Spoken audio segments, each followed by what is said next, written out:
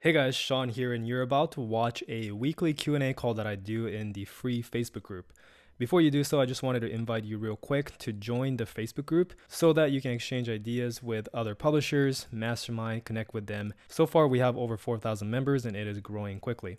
You will also receive two bonuses by joining. The first one is how to generate lasting income on Amazon KDP case study. This is basically a case study to show you how I went from zero to multiple six figures on Amazon KDP.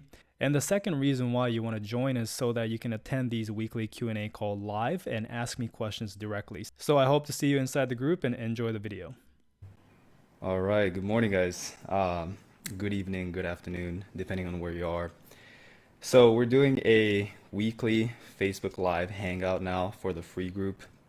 We do this all the time for the paid group, for my Road to Hero program, where we get on a Zoom call and go over Q&A and stuff all the time. Never done it with a never done it with a free group, but now we decided to do it.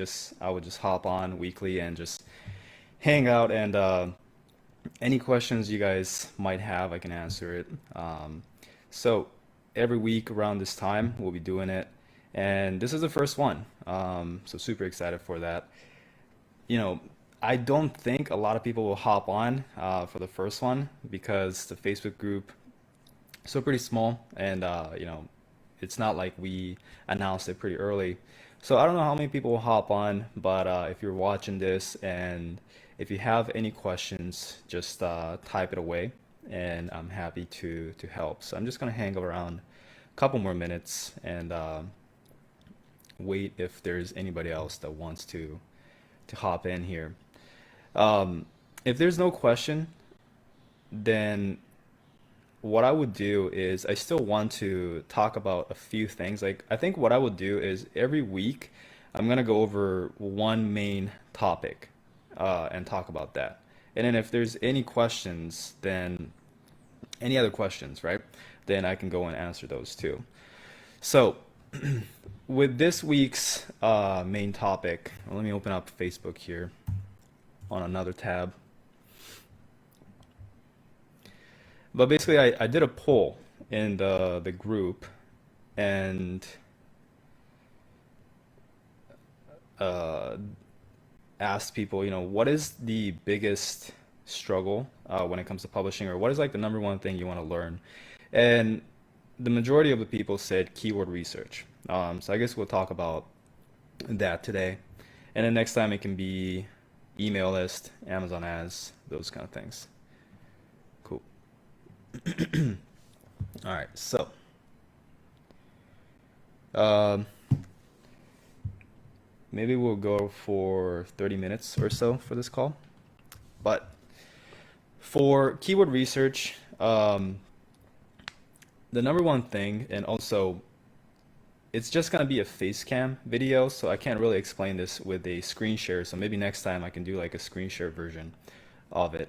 But when it comes to keyword research, the biggest point where people make their mistake is not really understanding what is a keyword and what is not a keyword. So that's like mistake number one. Um, People have to understand that a keyword is a generic phrase that people type in on the Amazon search bar. That's it, right? That is a keyword. So again, a keyword is a generic phrase that people type in into the Amazon search bar. Okay? So as an example, is rich dad, poor dad a keyword? It's not, right? Because nobody will type in rich dad, poor dad in the search bar if they just want to find a random book. So that is the differentiation, I would say, is when people type in Rich Dad Poor Dad, they're only looking for that book titled Rich Dad Poor Dad, specifically written by Robert Kiyosaki, right? So that is not a keyword. Um, Another example is, let's say, the 4-hour work week. Is that a keyword?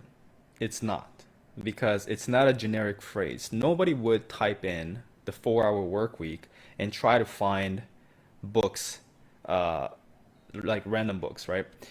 when people type in the 4 hour work week on Amazon, they're only looking for that 4 hour work week by Tim Ferriss. Okay. A keyword must be a generic phrase that people type in because they don't know what book they want to buy. Okay. So those are the customers that we want, not the ones that is specifically looking for the 4 hour work week or the rich dad poor dad, because those people are already set in their mind on what book they want to buy, right? But people who type in, say, a keyword, let's say mindset, they're just looking for a broad, suggestions on books on mindset because they don't know which one they want to buy. So those are the people that we want to show up in front of, and hopefully, with our covers, with our titles, and other stuff, they will decide to purchase our book on mindset. Okay, so that is the difference, and that's why a keyword must be a generic phrase. Okay, and a generic phrase is just, let's say a good example is like book on mindset, book on decluttering, right? When you're trying to find something on Amazon, what do you type in is basically what you want to ask yourself. So that is going to be the keyword. If you don't see yourself typing that in the search bar when you're searching for a product on Amazon, then most likely it's not really a keyword. So a lot of people think the keyword is like this sentence that doesn't even make sense grammatically, right? And it's not, So a long tail keyword example would be how to be more disciplined, right? How to be more disciplined. That would make sense for someone to type it in the Amazon search bar to look for a book on how to be more disciplined, right? But they're not really specifically looking for a individual book. They don't know which book they're gonna buy, right? They just want to see books on how to be more disciplined, suggested to them. All right. So if we have a book on self-discipline, those are the perfect customers to show up in front of, right? So that is what you want to do, or that is the kind of keyword that you want to target. Okay. So that's like mistake number one I see, is not understanding what is a keyword, what is not a keyword. Okay. So now that you understand what a keyword is, which is a generic phrase, right? The second thing, the second mistake I see people make is they are way too broad in the keyword that they are targeting. So now we understand that we want to show up in front of people who search for a specific topic, right?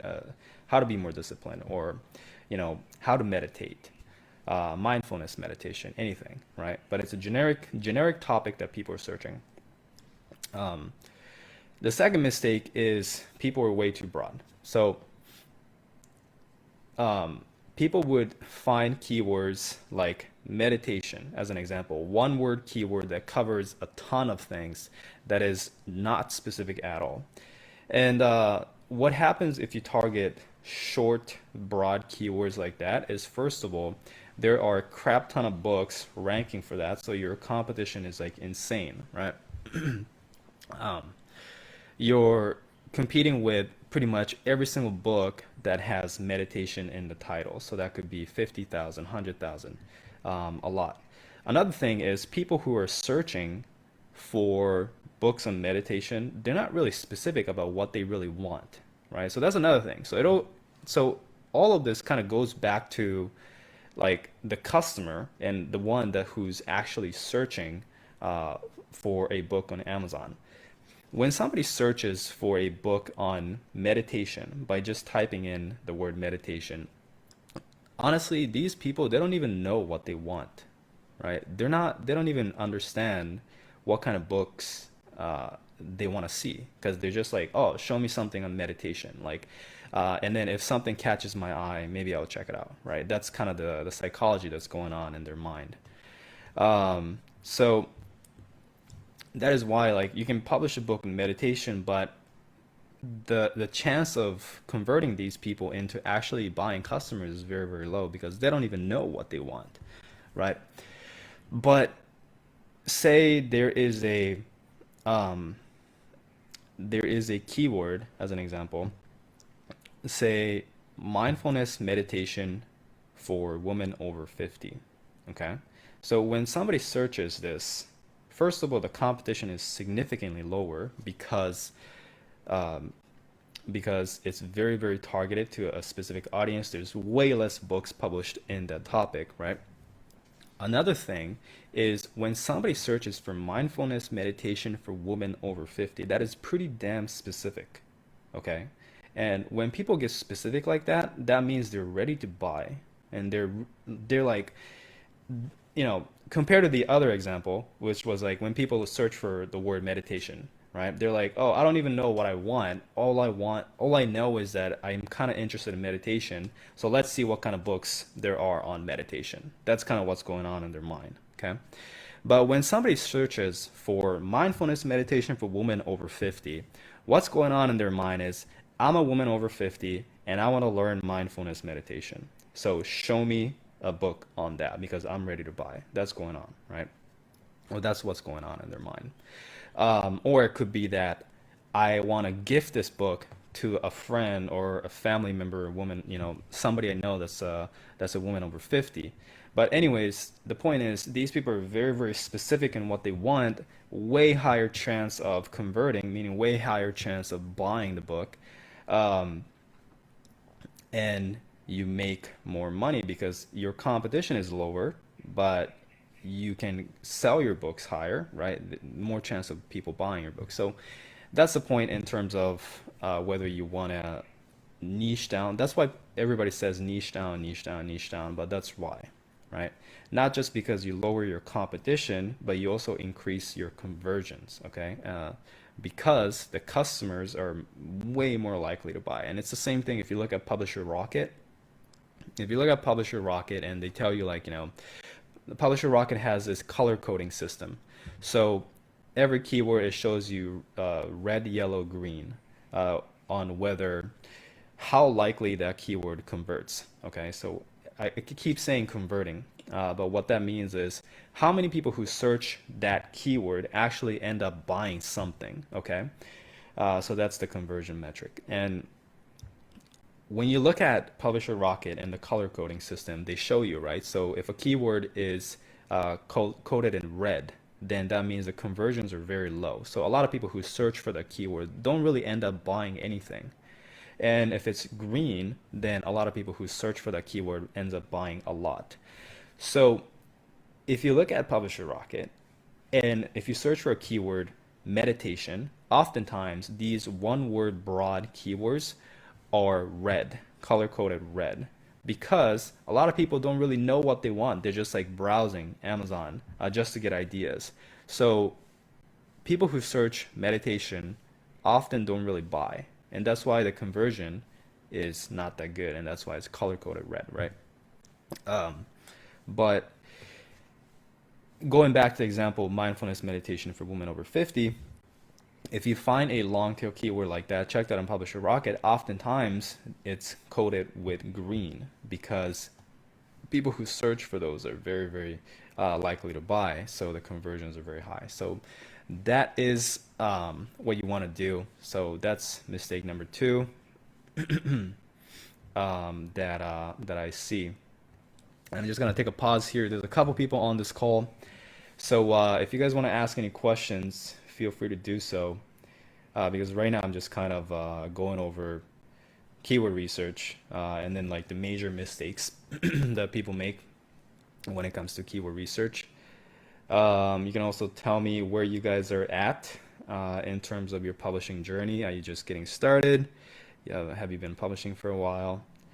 I'm definitely curious, so let me know in the comments. All right, so mistake number 1, or not really understanding what is a keyword. So we covered that. Mistake number 2 is niching down or not niching down, right? So now that you understand that, what you want to do is find a bunch of keywords, right? When you're going through the keyword research process, in terms of steps here, you want to get a list of keyword ideas, right? When you're doing keyword research. And then preferably these are keywords that are specific, niche down keywords, which are typically longer. So like 2 words, 3 words, 4 words, around there. Now, once you do so, how do you validate those keywords? Okay, so that is like the next thing is how do you know those keywords are actually good? Okay, so let's see how to check that. All right. We got a comment here, so I'll definitely uh, come back to you, Kirsty. Thank you for your comment. So, in terms of validating the keyword profitability, right? What you want to do is check the keyword on Amazon per usual, but there are a few things that you have to check. So, essentially, you're checking 3 things, okay? The first thing you got to check is profitability. So, or demand. I call it demand. So, are people actually looking for books on this topic? Okay. So that's number one.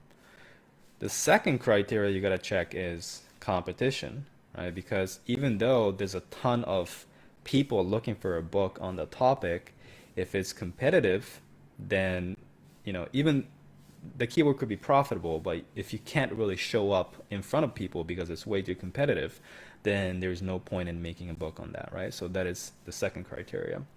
The third criteria is, let's say you found a keyword that is profitable, like there's a lot of demand, people are buying books on this topic, and also it's not competitive at all. There's no competition.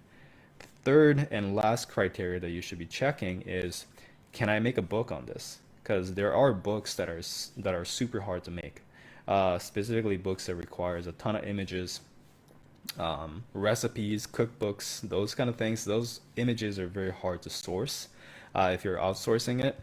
If you are, obviously writing the book yourself, taking pictures of your own recipes, then that is easy, right, for you. But if you're outsourcing it, that'll be hard. So that's something that you kind of have to ask yourself on, can I make a book on this and whatnot? Because that really depends on the person, right?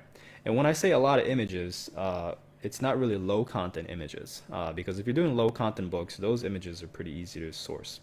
But I'm talking about like images in high content books. So that would be the difference here. All right. So how do you check? Question number one, the demand. Um, Basically, you just check the keyword on Amazon, and you find at least 3 other books on page one that is selling, right? And when I say selling, it's like it has a good BSR. Because if there are, that means that there are already other books selling on this topic. So it's proving to you that if you publish a book on the same topic, then it'll probably sell too, right? So that's demand. Um, so it's as simple as that. It's not about the average BSR of page one or anything like that. It's about 3 other books on the same topic selling well.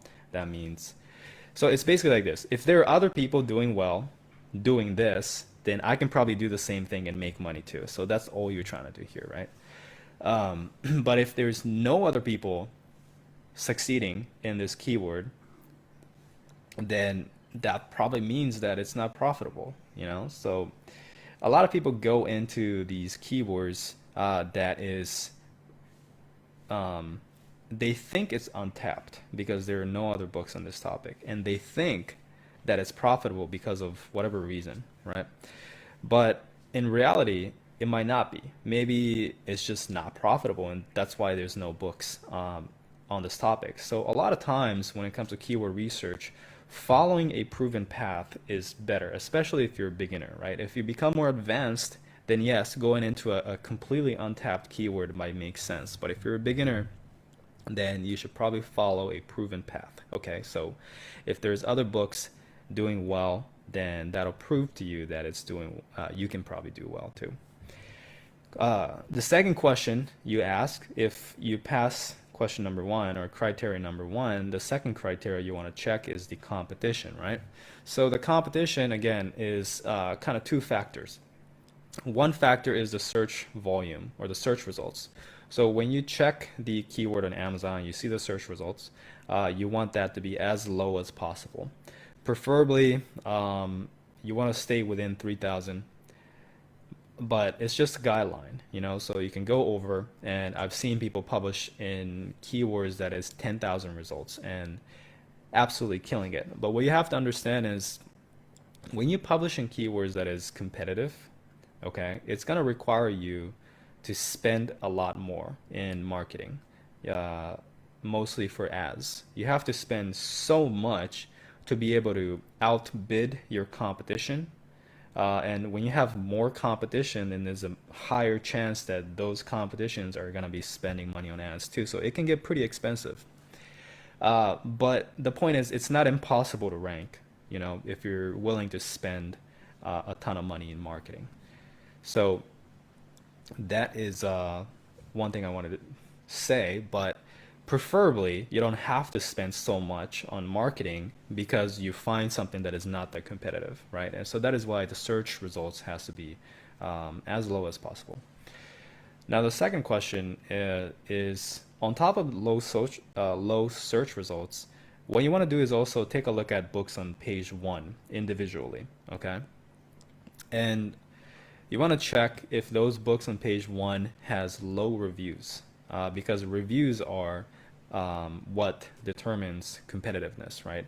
Reviews are what determines if you can compete against a book or not, how easy it is to outrank. So if all the books on page one has hundreds or thousands of reviews, then it's gonna take you a while for you to also get hundreds of reviews for you to compete if you're doing the same thing, right? But if a lot of books on page one only has tens of reviews, or say max 100, then that is pretty easy for you to come in and get the same amount of reviews. So you can definitely do that. And so that is the factors that you want to look at, right? So let's say you found a keyword that passed both criteria. There's a lot of demand because a lot of books on page one is selling, and there's good, like, low level of competition because the search results is low, and also the books on page one, it doesn't have a lot of reviews. So the last thing you gotta check is, can I make a book on this? So how do you determine if you can make a book on this? Well, you gotta check the content, right? So all you gotta do is open up books on page one, and look inside, because KDP lets you, or Amazon lets you look inside the content. So once you do so, you can see, like, you can kind of scroll through the first 20 pages or so of the book, and you can see what kind of content they have. You can also see their table of contents, so you can get ideas and chapters and stuff. Um, but if the first 20 pages is filled with a bunch of images and graphs and tables and this and that, you ask yourself, how easily can I get these images? Because the urban writers, if you use them, do provide images, but these are stock images, right? It's a generic image. If you see books with custom images specific to the topic, you have to hire an illustrator or designer to create those. So the urban writers cannot do that, right? So that's gonna be pretty hard to make. Typically, the easiest books to make when it comes to high content is books just straight up text, no image required.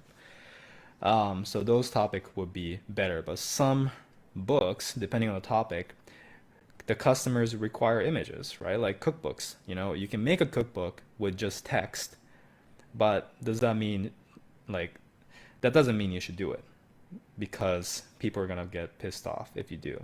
You're most likely gonna get bad reviews, and the book's not gonna do well, because the customer, the audience requires or expects images for the topic, right?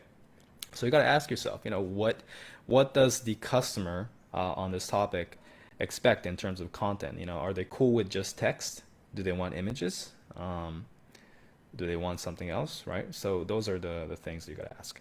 So if you feel like you can make the book, then that's a good keyword. It passed all three criteria. You got the demand, you got the low competition, and you got the ease of making the content. So that is typically what you want to do when it comes to keyword research. And I would say that that's pretty much like the three things that I see people get wrong when it comes to keyword research. So hopefully that was helpful. Um, but yeah, let me go and answer some questions in the comments here. By the way, what do you guys think of? Is it too dark? Because this new place that I have in Bali, it's cool. It has a nice background, I think. But the lights are all really, really dark. So it's what is this? It's 8:30 a.m. I have this little yellow dark light, but I can turn on my ring light for video, but it doesn't really look good, so I decided not to do it. Let me know what you guys think. But let me answer some questions here. So Kirsty asked, hi Sean, can you give us some differences in how to approach low content versus high content? So the way I approach low content is very, very similar to high content, but with low content, right? I mean, first of all, it kind of goes back to why you're doing low content, you know? A lot of people do low content not because they want to do low content or not because they're specifically like there are any specific reasons why they want to do low content. They're doing it because it's cheaper and they're doing it because they don't have a lot of money to invest in high content, right? So if you are approaching low content in a way that with a low budget approach, um, then I guess that's going to be the difference between low content and high content because you're doing everything yourself compared to uh, outsourcing a ton of stuff with high content, right? But with low content, when it comes to approach, 99% of the people are doing it because they don't have the money. So if that's the case, then you're doing everything yourself, designing the book, the cover.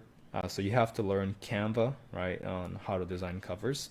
You can also go to Fiverr if you want to pay $5, $10 a cover, which would be a good idea if you have this like really, really good keyword and you want to make sure the cover is good.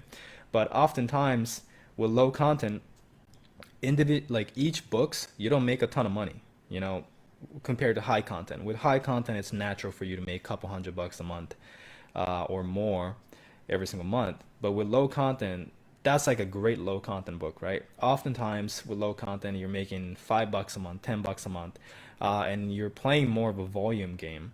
So if that's the case, and you know, if you're playing the volume game, meaning you're publishing a ton of books, if you're publishing a lot of books, you can't really spend $5 on a cover for every single book, even you know on Fiverr, because the whole point of you started low content was because you didn't have the money, right? So inevitably, you kind of have to learn graphic design skills or Canva, and then make covers yourself. So that will be the difference. But in terms of like strategic approach, like how would you build this business kind of approach? Um, the major difference is how much books you have to publish with low content and high content. Um, but in terms of like the big picture stuff, it's still the same. You publish a bunch of books, see what's working, and then once you have a book that does really well compared to books that doesn't do really well, you ask yourself like, what made this book sell compared to others, right? Obviously, you want to focus on the keyword or the topic that did well for you. So you want to create book number two, book number three, try and build a brand around that rather than going into a completely different niche, right? So once you see something that is working, then you want to focus on doing more of that. Um, so that's like the major thing. But it doesn't really change the fact that you kind of have to publish a ton of books, right? So when it comes to business and in life, you can basically get results, or you can basically invest two different things. You can invest your time, you can invest money, right? So it's either investing in time or investing in money. With high content, a lot of times we invest money and then we save time, right? With low content, you're going to be investing a ton of time to save money. So it really depends on what you want. Um, it really depends on what you want, you know? but that's what I would say. So it's gonna be a grind for you with low content. You have to publish a ton of books. You can't expect to make, say one book a month with low content, even though that low content book could be super high quality, and then try and, make a full-time business out of it. Because it's possible, but if you're gonna do one, like a non-volume approach with low content, so say you publish one super high quality low content book a month. Well, most likely what's going to happen is you have to promote that basically like a high content book.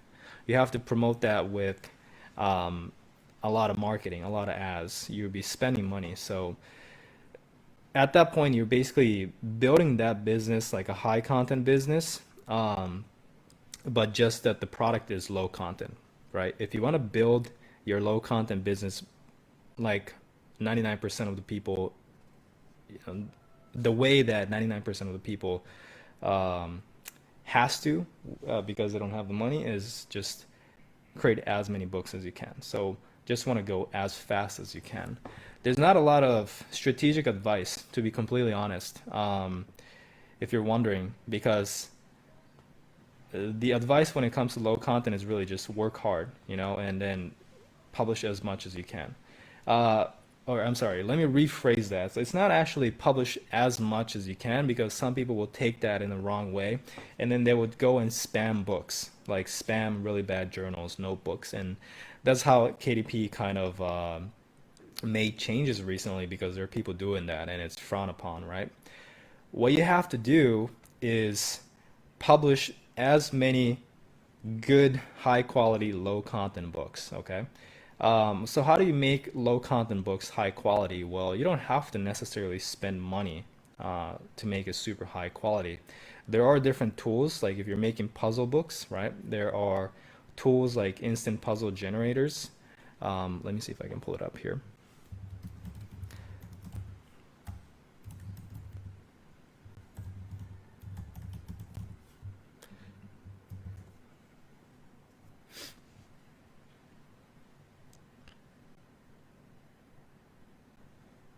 Oh yeah,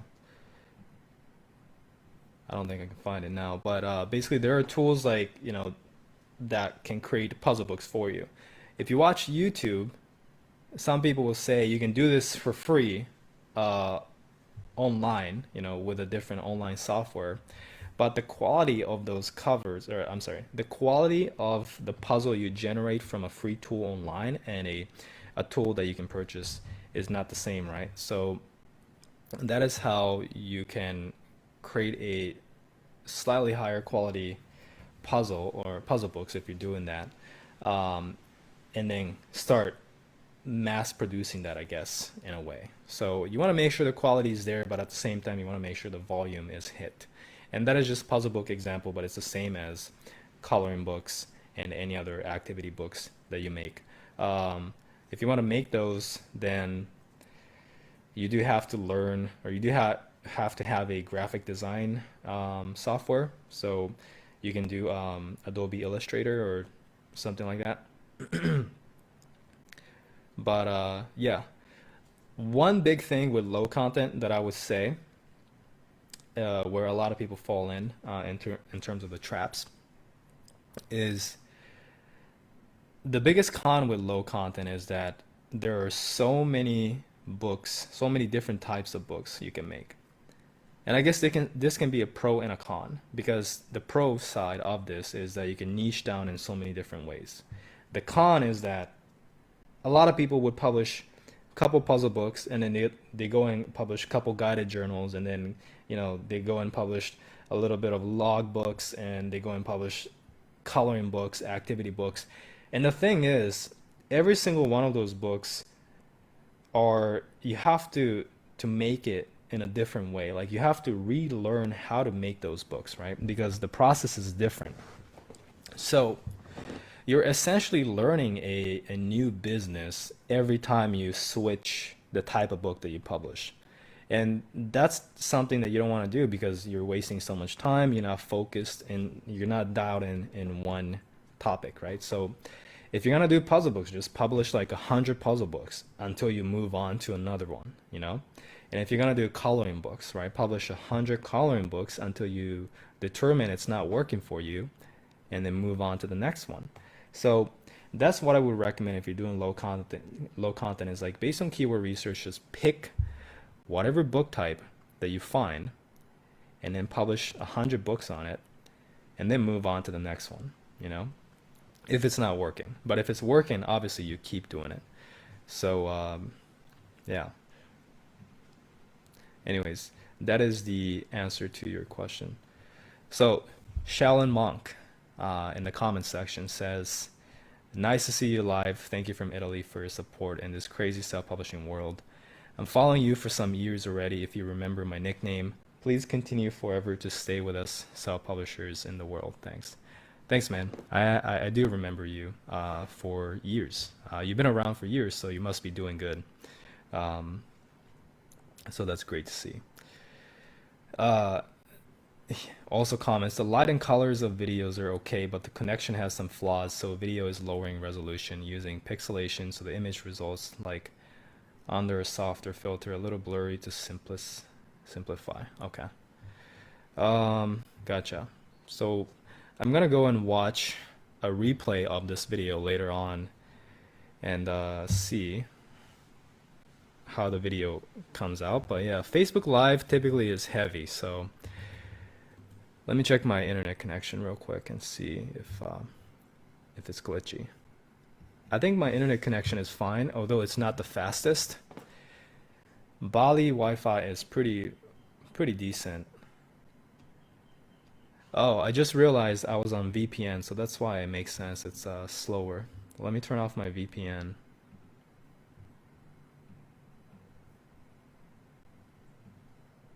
Hopefully it didn't disconnect Facebook Live. Looks okay. Okay, cool. So I think this would help in terms of the connection.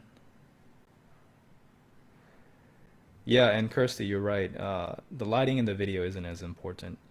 How's the audio? Audio okay?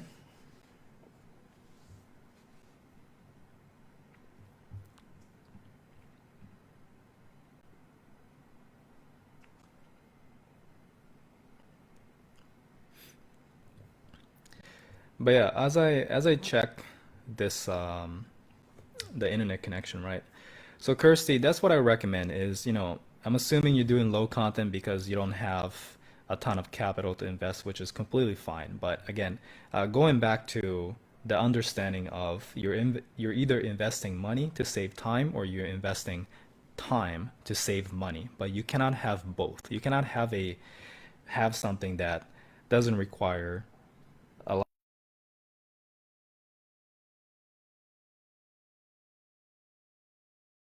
Understand that you do have to grind out and you have to spend some time making books and you want to play the volume game, but don't get into the trap of pumping out low quality books. Make sure your books are good, right? It's competitive to what's on the market.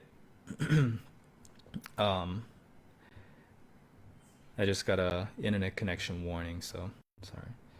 But yeah, make sure your books are competitive to what's on the market, or even better, right?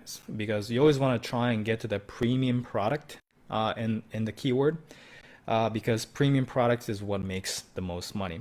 So what I would also recommend with low content, another tip is don't try to race to the bottom. So let's say you have a book, you know, on this topic selling at $9.99, right? Because it's low content.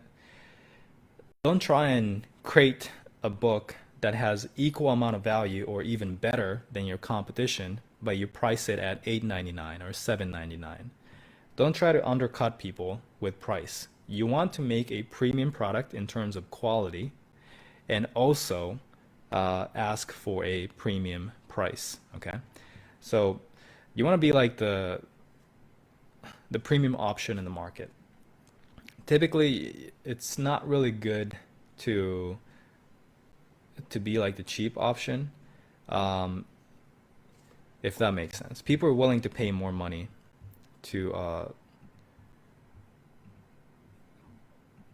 to get a good book rather than a bunch of crappy books, you know? So yeah, that's the way I would approach low content. But I think I'm gonna end the Facebook Live in a couple minutes here because we've been going for 40 minutes. A lot of people can watch the replay of this because it's gonna just hang around on Facebook in the group. So people can watch.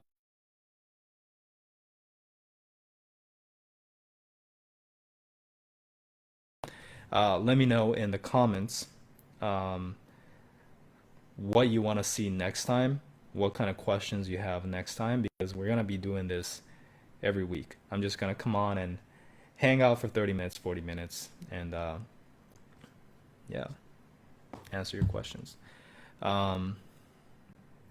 So anyways, guys, any questions, just type it out here. And I'm just gonna hang out for 2 more minutes. And if not, I will be off.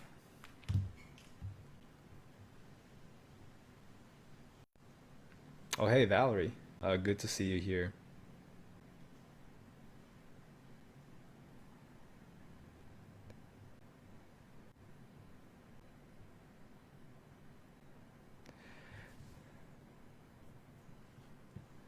Alexander, too. Good to see you guys.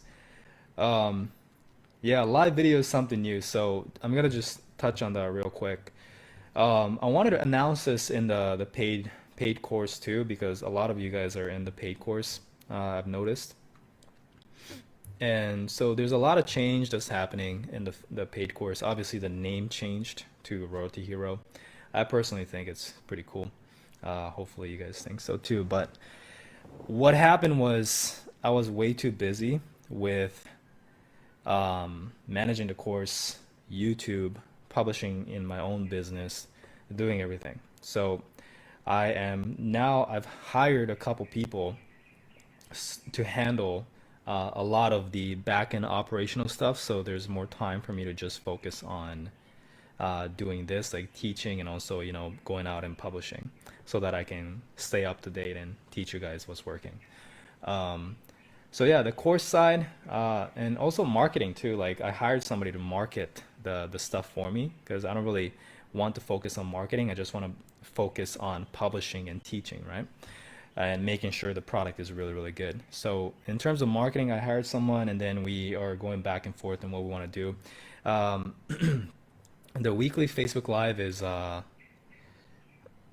weekly Facebook Live is basically a new idea that we came up with that might be good to rejuvenate the free Facebook group, because the free Facebook group's kind of dead, to be honest. Um, Mostly because I neglected it, for a long time because I had no time to respond to questions. So now we're coming back, answering questions and helping people. So hopefully the free Facebook group will come back and so yeah, if you guys want to help out, invite people in the free Facebook group. That'd be super helpful. And for those who are watching, that is not in the paid program yet. If you guys want to check it out, I'll leave a link here. But anyways, for the paid program side, the Road to Hero side, the new change is obviously we're refilming the entire program to the 2.0 version. So that's what I'm doing is I'm working on the slides for the 2.0 to make sure that everything I cover is, what I want to talk about and updated. So we're doing that. It's pretty much the same as what we have covered, except that I'm taking out a few things, adding a few things, and then I got some really cool strategies that I'm testing right now on getting Audible reviews on autopilot. So there's a automated way to give out promo codes and get reviews without doing anything for free.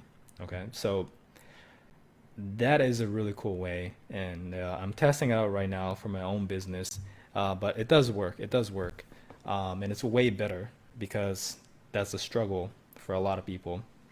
So that's going to be coming into the course soon.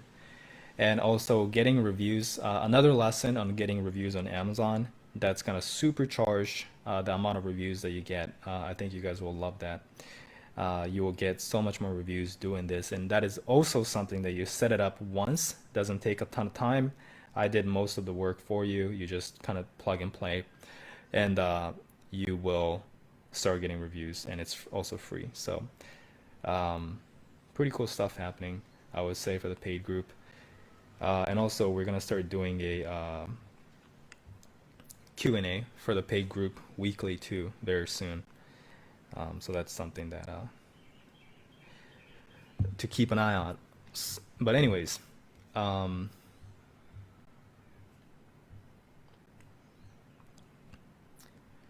with that being said,